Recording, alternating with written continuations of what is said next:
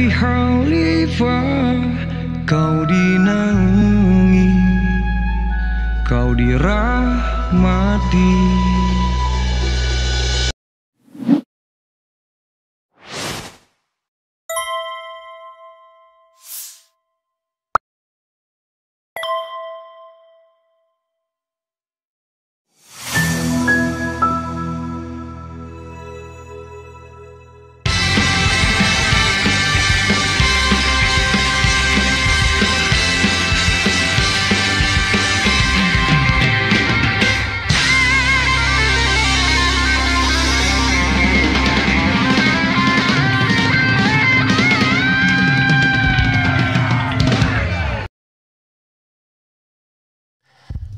Assalamualaikum warahmatullahi wabarakatuh, sobat RH sekalian. Jumpa lagi kita di channel yang keren ini, keren cadas. Ya sobat RH sekalian, ini untuk pertama kalinya ya saya diundang oleh rezim ini dalam sebuah acara untuk memberikan masukan. Adapun yang mengundang adalah Menteri Pertahanan Syafri Samsudin yang merangkap sebagai Ketua Harian Dewan Pertahanan Nasional. Dan Dewan Pertahanan Nasional itu dipimpin langsung oleh Prabowo Subianto sebagai Presiden Republik Indonesia. Yang datang itu tokoh-tokoh, ada pertama yang saya ingat, sebelah kanannya ada Wiranto, kemudian ada Jimli As-Sidiki, ada Purnomo Yusgiantoro, mantan Menteri Pertahanan dan Pertambangan Energi dulunya, kemudian ada Laksamana Siwi, mantan Kasal, ada Marsikal Putu Dunia, mantan Kasau, kemudian ada Bambang Kesowo, mantan Sekretaris Negara, Menteri Sekretaris Negara zaman Megawati. Kemudian ada Dudung Abdurrahman, mantan KSAD ya, Jenderal Dudung. Kemudian ada Hikmahanto Juwana, Profesor, seorang akademisi dari Universitas Indonesia yang juga mantan Rektor Universitas Jenderal Ahmad Yani Unjani. Kemudian ada pula Refli Harun ya. Kemudian ada pula mantan Kapolri Bambang Hendarso Danuri. Kemudian ada Wakil Menteri Pertahanan ya. Kemudian terakhir ada mantan Kapolri Jenderal Purnawiran Sutanto. Itulah orang-orang yang diundang saudara sekalian. Dan seperti saya katakan, ini adalah pertama kali saya diundang ya oleh institusi under Prabowo. Jadi dalam masa peralihan pernah saya diundang Lemhanas sebagai narasumber, tapi pada waktu itu Prabowo Subianto belum dilantik sebagai presiden. Jadi masih dalam masa peralihan Lemdak Office, tapi ketika dilantik ya inilah diundang. Awalnya saya agak ragu untuk datang, tetapi teman saya menyarankan lebih baik datang karena ini undangan resmi. Kalau undangan informal, kongko-kongko misalnya mau negosiasi, pasti saya tidak mau.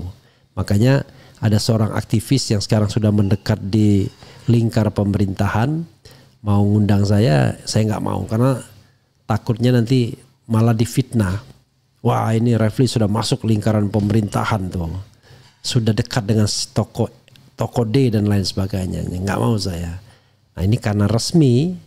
Nah, lalu saya ingin bertanggung jawab apa yang saya sampaikan dalam pertemuan tersebut sebagai orang yang paling tidak kalau dilihat dari yang hadir kan yang bau-bau aktivisnya cuma saya tok, yang lainnya bau-bau pejabat baik sipil maupun militer dan kemudian bau-bau akademisi. Jadi yang bau akademisi itu Pak Jimli ya, kemudian Profesor Hikmahanto Juwana, yang bau-bau pejabat, mantan pejabat itu ya Purnomo Yusgiantoro, Bambang Kesowo, yang bau-bau militer itu ya lebih banyak, ada Wiranto, ada Syafri Samsudin sendiri, ada wakil menteri pertahanannya, bau-bau polisi ada 2 Kapolri.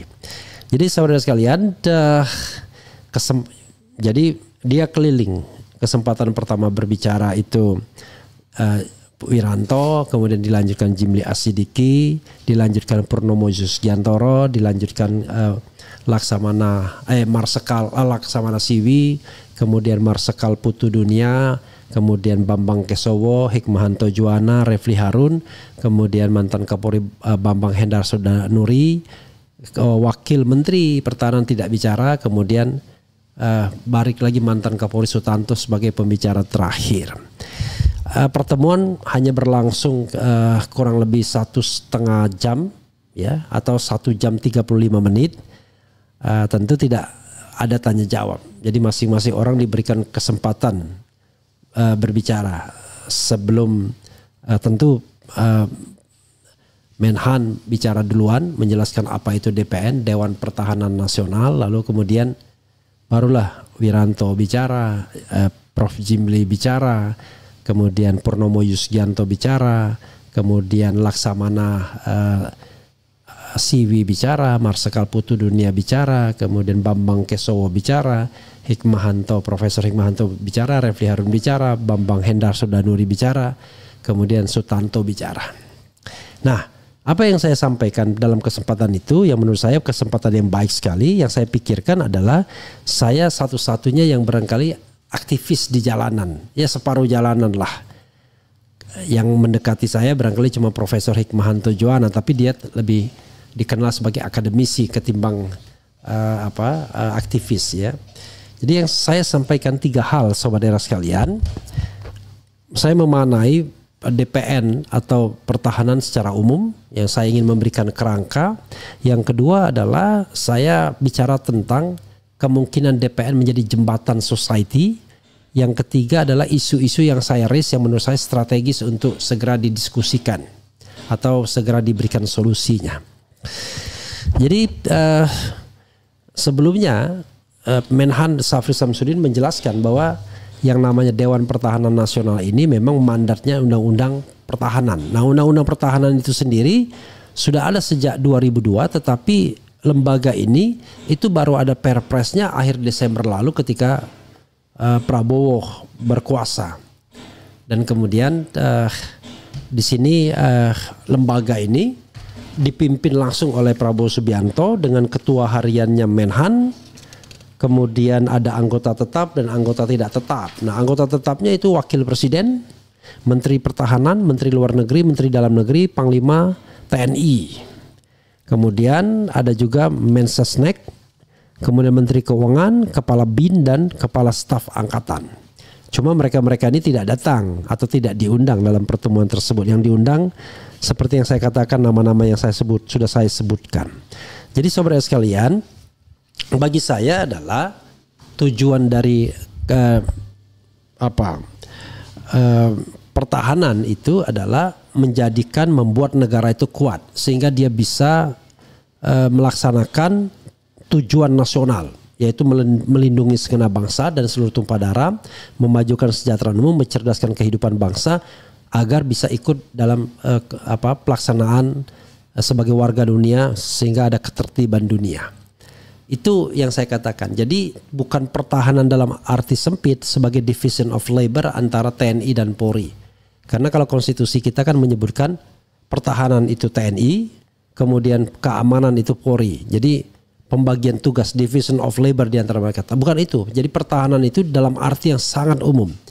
Jadi hal-hal yang strategis, bidang ideologi, politik, ekonomi, sosial, budaya, pertahanan dan keamanan itu sendiri yang strategis dan berpengaruh terhadap pertahanan negara agar negara itu bisa menjadi kuat, itu masuk wilayah kerja DPN ini. Jadi memang sangat luas. Tidak heran saya mendengar ada kritik dari society yang unfortunately saya belum dengar sebelum pertemuan itu. Saya baru mendengar dari wartawan yang telepon saya. Oke. Lalu saya mengatakan DPN ya harus memberikan kontribusi untuk menjadi negara kuat yang bisa mewujudkan tujuan nasional. Itu pengertian saya mengenai peran DPN. Nah, yang kedua, saya berharap DPN ini bisa menjadi, Dewan Pertahanan Nasional itu bisa menjadi bridging antara civil society dan the state atau negara, terutama presiden.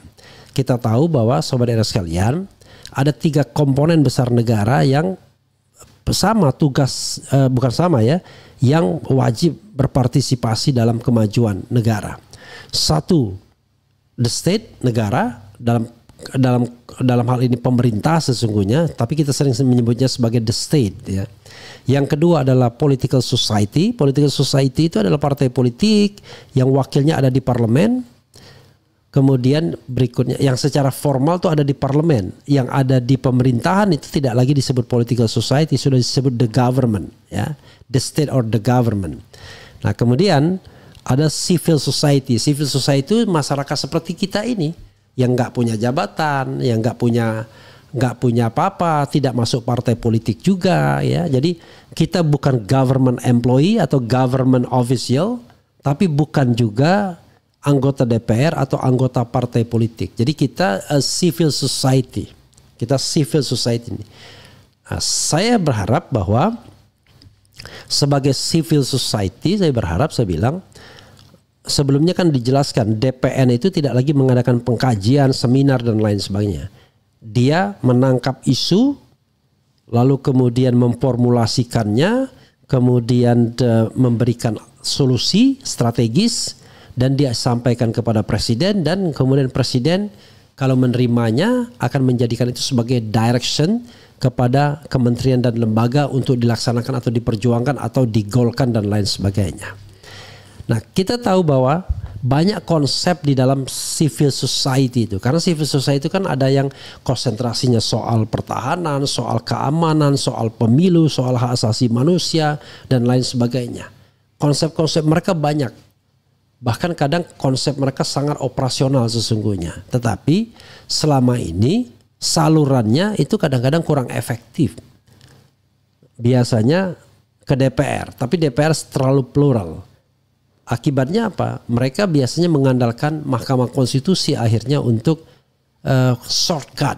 Padahal kebijakan negara kalau di-driven by the Constitutional Court, maka kita akan menjadi juristokrasi. Negara para yuris. Karena itu berarti eksekutifnya nggak bagus dong berarti. Karena itu lembaga eksekutif yang dipimpin presiden harus bekerja sebaik-baiknya untuk menelurkan kebijakan yang tidak mudah dibatalkan oleh Mahkamah Konstitusi bersama DPR tentunya. Tapi jangan lupa presiden itu memiliki 50% kewenangan legislatif, sehingga sesungguhnya mereka lebih gampang mengontrol proses pembentukan undang-undangnya sesungguhnya. Belum lagi produk di bawah undang-undang itu ya controlled by the government itself, seperti peraturan pemerintah dan lain sebagainya. Jadi saya berharap DPN bisa menjadi bridging society between the government and the society, kemudian untuk memasukkan konsep-konsep itu yang saya sampaikan. Dan alhamdulillah di akhir acara Menhan mengatakan bahwa soal pertahanan dan DPN itu juga akan melibatkan masyarakat sipil katanya. Nah, yang ketiga sobat daerah sekalian, saya meraise isu-isu yang menurut saya penting untuk diusulkan atau dicarikan solusinya. Pertama yang saya katakan adalah soal konstitusi atau Undang-Undang Dasar 1945. Ternyata di society masih menjadi perdebatan. Purnawirawan TNI, 103 Jenderal TNI Angkatan Darat, kemudian 73 Laksamana, kemudian 65 Marsekal, ya, kemudian 91 Kolonel, itu mengusulkan kembali kepada Undang-Undang Dasar 1945. Tapi saya dan Prof. Jimli Asidiki serta teman-teman justru mengusulkan mengevaluasi Undang-Undang Dasar yang sudah 25 tahun ini kalau dihitung sejak 2000. Tapi kalau amandemen terakhir 2002 baru 2027, nanti 25 tahun. Jadi seperempat abad kita mau kemanakan? Kita mau sempurnakan atau bagaimana? Nah, itu ada isu tentang misalnya perubahan kelima atau amandemen kelima misalnya. Jadi pemerintah harus menyikapi ini sebagai sebuah hal yang strategis. Itu satu. Yang kedua, saya sampaikan juga soal pemilu.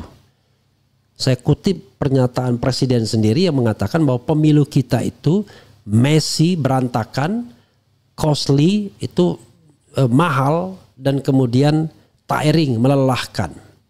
Bagaimana caranya agar pemilu itu tidak costly, tidak melelahkan, dan tidak berantakan? Maka saya katakan ya perlu ada pemikiran solusi. Apakah misalnya sistem pemilu kita perlu diganti, tidak lagi proporsional terbuka tapi proporsional tertutup, atau yang pernah kami atau saya usulkan ketika di CETRO, Center for Electoral Reform, adalah MMP, Mixed Member Proporsional, sebagaimana diterapkan di Jerman. Itu yang kedua.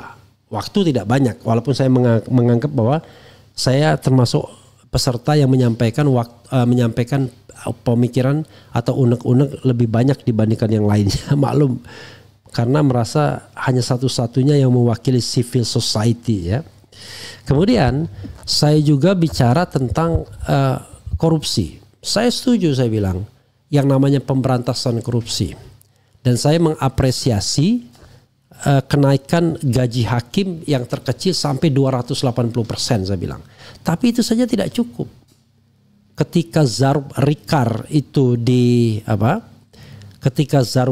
itu ditangkap maklar, saya bilang ditemukan uang 1 triliun. Ada versi lain yang mengatakan 1,6 triliun, saya sampaikan juga. Ada yang mengatakan 2 triliun. Saya tidak tahu bagaimana perasaan bapak-bapak itu, karena ini kan berkong kali kong yang luar biasa sesungguhnya. Tetapi dengan menaikkan gaji saja menurut saya tidak cukup. Karena gaji itu kenaikannya seperti deret hitung. Sementara potensi untuk menerima suap atau korupsi itu tidak terbatas, nggak ketulungan. Dan kalau kita lihat Zarub Rikar, banyak sekali pasti hakim-hakim yang sudah terlibat. Jadi double dalam tanda kutip double insentif. Sudah korup dinaikkan pula gajinya. Jadi saya bilang harusnya ya dulu waktu Zarub Rikar ditangkap, saya mengusulkan agar yang namanya hakim agung di shut down, diseleksi ulang hakim-hakim agungnya. Dan saya yakin tindakan pemerintah untuk memberantas korupsi asal lurus itu akan didukung oleh masyarakat. Asal lurus. Kalau bengkok juga ya susah. Misalnya memperbaiki Mahkamah Agung hanya untuk menguasai Mahkamah Agung, nggak bisa. Oke, itu soal korupsi yang saya sampaikan. Berikutnya saya juga menyampaikan soal TKA Cina. Saya bilang TKA Cina ini mau diapakan? Karena menurut saya mengutip Letjen Yayat Sudrajat yang pernah di kantor Menko Polhukam, dia mengatakan bahwa TKA Cina ini adalah suku dari suku bangsa Han yang sudah terlatih. Jadi mereka ini rakyat terlatih. Bayangkan kalau seandainya suatu saat Indonesia harus berhadapan perang dengan China. Di depan kita berhadapan negara yang sudah kuat secara ekonomi, persenjataannya sudah canggih. Di belakang mereka tinggal menikam saja karena ternyata deployment manusia banyak sekali dan mereka rakyat terlatih. Itu saya sampaikan juga. Ya, saya sampaikan gimana sikap kita terhadap TKA Cina ini. Kalau dikembalikan kepada usulan purnawirawan TNI, ya bukan diusir, tapi dibalikin ke negaranya TKA Cina tersebut, kan begitu. Kemudian saya juga menyampaikan soal tata kelola tambang. Tata kelola tambang menurut saya itu semakin tidak menuju sesuai dengan pasal 33 UUD 1945, yaitu bumi, air, dan kekayaan alam yang terkandung di dalamnya dikuasai negara dan digunakan sebesar-besarnya untuk kemakmuran rakyat. Yang terjadi sebaliknya. Tambang-tambang itu diambil manfaatnya oleh orang lain. Bahkan negara lain, seperti saya contohkan nikel. Dan lalu saya mensitir kata-kata almarhum Faisal Basri, tidak ada negeri setolol Indonesia dalam hal nikel. Karena kenapa? 90% keuntungan nikel itu diambil China. Kita cuma 10%. Belakangan Faisal Basri mengatakan bukan 10% tapi minus. Karena kita memberikan kemudahan-kemudahan pembebasan bea ekspor impor nikel tersebut.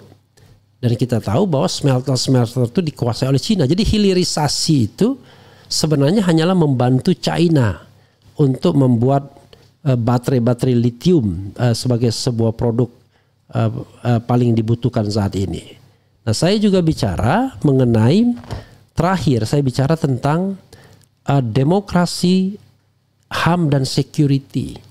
Saya tahu yang namanya bapak-bapak dari TNI, militer, para pejabat biasanya nggak suka dengan isu tentang demokrasi dan HAM.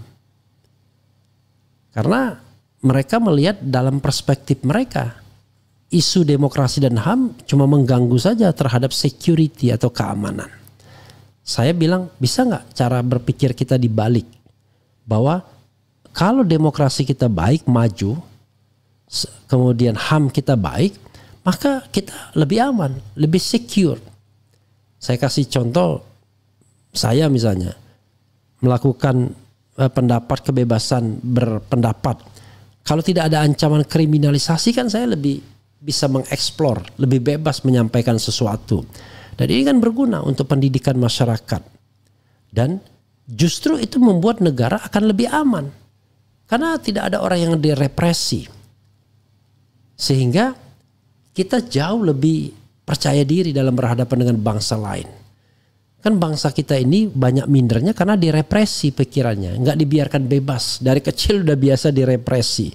Sehingga dia tidak berkembang secara individual. Tidak menjadi orang-orang yang bebas merdeka untuk mengemukakan pendapatnya. Takut.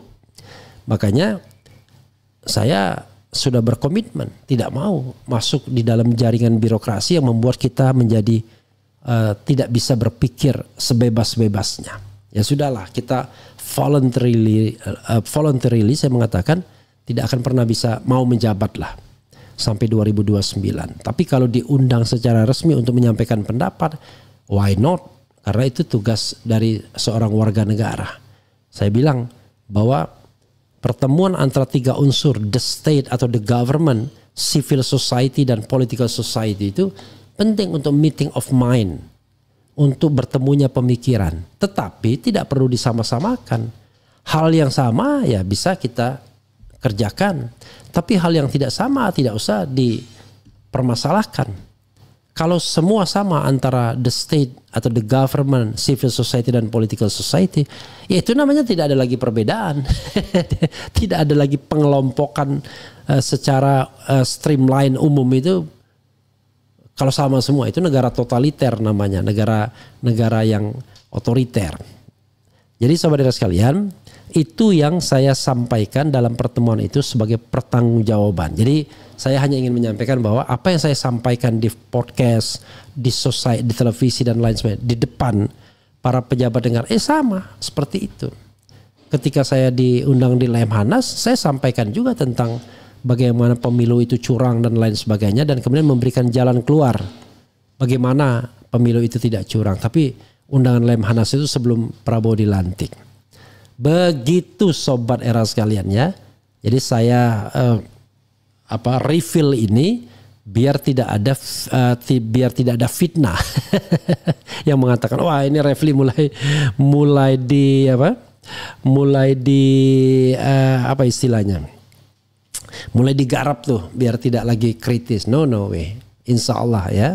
Insya Allah tidak. Karena kuncinya satu saja. Kuncinya jangan terima jabatan apapun dari negara.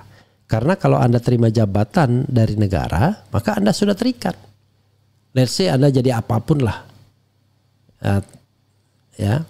Kalau Anda jadi komisaris seperti kemarin, saya ngomong apa adanya, itu cepat sekali diberhentikannya biasanya di akhirnya. Walaupun pada waktu itu agak lama juga saya 5 tahun karena saya tidak ikut bermain di wilayah politik sebagai tim sukses baik Jokowi maupun Prabowo kan. Saya pertama kali menjadi tim sukses itu hanya tim sukses Anies saja yang saya katakan sebagai pengalaman hidup saya. Jangan sampai nggak pernah sama sekali ikut di dalam perputaran roda demokrasi di Republik Indonesia ini. Begitu sobat RH sekalian ya. Coba kita lihat komentar sobat RH sekalian terhadap hal ini.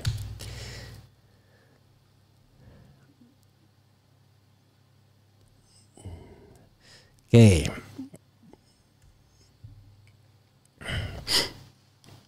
Jadi sebagai bentuk transparansi dan pertanggungjawaban saya sampaikan, termasuk saya bertemu Jenderal Dudung Dudung Abdurrahman ya.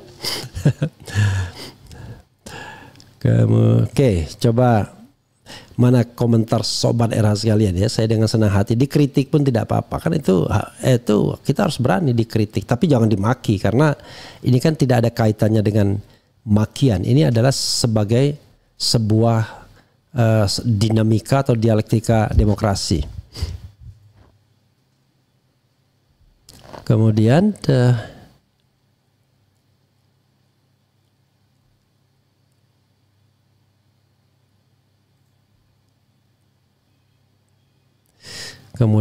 ini MFA Indonesia ini apa ini belum apa. DPN ini apakah juga bisa membantu mencegah perjanjian investor yang sangat eksklusif sehingga investor ini menguasai daerah tertentu yang seharusnya bisa dinikmati oleh rakyat? I don't know exactly. Tapi kalau dalam pemikiran saya, DPN bisa ngomong apa saja ya, sepanjang itu terkait dengan soal pertahanan negara, karena mereka ada geostrategis, ada geopolitik, dan ada geoekonomi. Jadi saya kira itu bisa diapakan ya. Kemudian mantap RH lanjut ya. Yang tidak senang ada juga nih MFA Indonesia. Gitu. Kemudian intelijen kok disuruh memata-matai channel YouTube, emang nggak ada kerjaan lain? Is it? Kemudian apalagi ya, semangat Bung RH. Kemudian hukum tata negara amburadul, akuilah harus evaluasi secara komprehensif. Iya, politik kita amburadul, hukum tata negara kita amburadul, ekonomi kita amburadul. Pertanyaannya adalah siapa yang harus bertanggung jawab untuk memperbaikinya, kan begitu. Tentu ya presiden yang pertama kali, karena dia primus inter pares. Berikutnya apa? DPR sebagai legislatif. Berikutnya lagi ya pejabat-pejabat atau di pemerintahan serta legislatif dan yudikatif lainnya. Dan kemudian rakyat ya, terutama mereka yang punya pemikiran, punya voice. Meskipun diundang, Bang Refli jangan sampai berhenti menyuarakan kebenaran, dan saya berharap suara Bung Refli dibuat masukan oleh pemerintah agar negeri ini semakin aman dan makmur. Ya insya Allah. Saya tetap memberikan masukan ya. Anda suka atau tidak suka, it is your business, not my business. Kemudian apa lagi? Semoga 8 poin tuntutan Forum Purnamen TNI dapat segera dilaksanakan untuk keadilan, kemakmuran, dan kesejahteraan seluruh rakyat Indonesia. Amin ya rabbal alamin.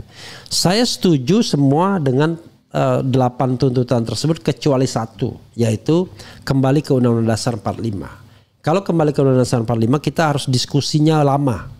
Tapi tuntutan lain bahwa IKN stop, TKA Cina dipulangkan, kemudian tata kelola tambang, kemudian reshuffle kabinet, berhentikan yang terindikasi korupsi dan lain sebagainya, dan terakhir makzulkan Gibran, itu poin-poin yang saya setujui ya. Kecuali kembali pada Undang-Undang Dasar 45 kita perlu diskusi lebih lanjut.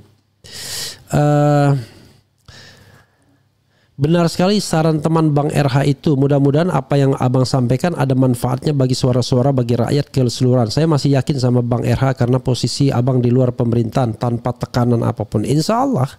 Karena yang saya inginkan satu saja, jangan dikriminalisasi, ya, gitu. Kemudian sayangnya partai masih sayangnya presiden masih terkait partai, coy, konflik of interest ya. Itu urusan dialah. Urusan kita memberikan masukan seluruh-seluruhnya dan sebenar-benarnya ya. Termasuk governance BUMN misalnya. Ya mbok ya, BUMN itu dikelola secara profesional, jangan menjadi tempat penampungan orang-orang politik. Yang terbaru saya lihat wakil kepala pengentasan kemiskinan menjadi komisaris di Pertamina ya. Kalau mau jadi komisaris Pertamina ya komisaris Pertamina aja, tapi jangan jadi pejabat pemerintahan. Itu akan ada konflik of interest nantinya. Kemudian kalau semua media menjilat kekuasaan, siapa lagi yang mengoreksi pemerintah? That's good ya. Kemudian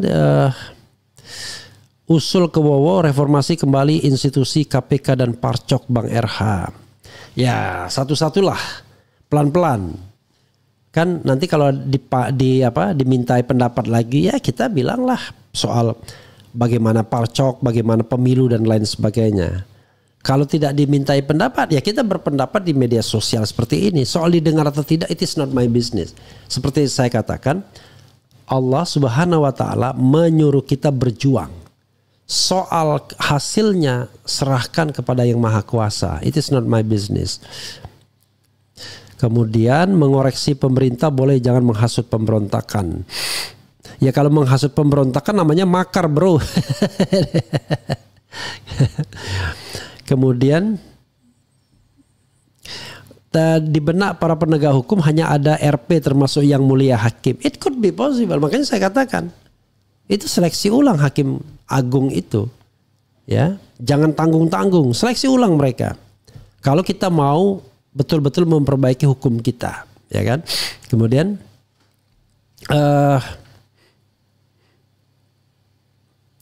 Bang, bahas Pulau Aceh yang dicaplok Mantu Mulyono. Ya nanti saya akan bahas kalau materinya cukup oke ya. Karena kalau materinya tidak oke dan saya sendiri tidak paham ya, pulau-pulau yang diambil itu bagaimana cadangan gasnya, cadangan nikelnya atau batu baranya atau tambang-tambang lainnya, maka kita nggak ngerti apa yang membuat itu kemudian menjadi sengketa masuk dari Aceh ke Sumatera Utara. Tapi kalau kita tahu bahwa pulau-pulau itu mengandung kekayaan yang luar biasa, nah ini pertanyaan kita, apakah ada geng Solo yang bermain di situ? Itu ada pertanyaan ya. Bung RH tolong sampaikan undang-undang mengenai parpol terkait sumber dana parpol, keterbukaan laporan keuangan parpol. Iyalah nanti saatnya kita sampaikan. Kalau saya sih mengusulkan society seperti Cetro, bukan Cetro sekarang ya, seperti Perludem, kemudian seperti tokoh seperti Hadar Gumai dan lain sebagainya, tidak ada salahnya minta audiensi dengan Dewan Pertahanan Nasional, mengajukan konsep, dan konsep itu bisa dimasukkan ke presiden secara langsung. Karena mereka sekali lagi mereka tidak lagi mengadakan kajian atau seminar, tetapi mereka mengumpulkan konsep-konsep yang ada di baik masyarakat maupun di lembaga-lembaga negara yang ada. Begitu. Kemudian diam Arianto Pars ya, Arianto fans ya. Maju terus, keadilan, kebenaran, kejujuran hidup tak percuma, insya Allah ya. Kemudian apa lagi? Amandemen Undang-Undang Dasar 45 boleh-boleh aja Prof, tapi jangan ada atensi dari penumpang gelap. Begini, penumpang gelap itu tidak bisa dihindari dalam proses politik. Ya, yang namanya free riders, ada semua penumpang gelapnya. Karena itu yang kita kedepankan adalah good governance, clean government. Kalau prosesnya terbuka, transparan, partisipatif, objektif, maka nggak akan ada penumpang gelap. Seperti saya sampaikan di Indonesia Lawyers Club, ada hakim konstitusi yang terpilih secara gelap. Kok nggak malu? Tidak ada fit and proper test, tidak ada pendaftaran dan lain sebagainya. Kalaupun memang dianggap ada, pasti tertutup karena nggak jelas, nggak diumumkan, tiba-tiba dia terpilih dan menggantikan temannya sendiri. Nah itu yang namanya tidak sesuai dengan good governance, clean government ya. Oke, apalagi ini semangat Pak RH, insya Allah semangat ya. Dan saya juga terus terang saja ya, ingin memberikan pembelajaran kepada buzzer yang sering menghina kita ya, bahwa seolah-olah kita tidak punya kemampuan untuk punya akses kepada negara. Punya kita kemampuan, cuman kan ini choice, kita memilih untuk tidak masuk ke sana. Tapi sekali lagi, kalau diundang untuk berdebat, menerima pemikiran, it's okay. Seperti kata Rocky, pikiran disebut pikiran kalau dia bisa dipertentangkan atau diperdebatkan. Kalau dia tidak bisa dipertentangkan atau diperdebatkan, ya nggak usah. Itu namanya bukan mencari solusi yang terbaik. Nah, yang paling penting adalah semua orang harus diberikan kesempatan. Bukan semua orang, semua stakeholders harus diberikan kesempatan untuk menyampaikan pendapatnya. Dan the last presiden sebagai eksekutif tertinggi yang memutuskan setelah mendengarkan masukan dari banyak pihak. Ya, tentu kita bicara teori tentang bagaimana merumuskan kebijakan yang sesuai dengan kaidah tata kelola yang baik, tata kelola pemerintahan yang baik. Jadi tidak wenang-wenang juga, walaupun ada kewenangan tidak boleh sewenang-wenang. Jadi asik sebenarnya belajar tentang pemerintahan dan hukum tata negara ini. Apalagi Anda menjadi orang bebas yang bisa menyampaikan apapun di muka publik dan konstitusi serta undang-undang melindungi itu. Nah, kalau masih ada orang berpendapat kemudian dipidanakan, itu namanya negaranya masih sontoloyo demokrasinya. Begitu saudara sekalian ya, mudah-mudahan bermanfaat sharing dan pertanggungjawaban saya agar tidak menjadi gosip di mana-mana. Wassalamualaikum warahmatullahi wabarakatuh.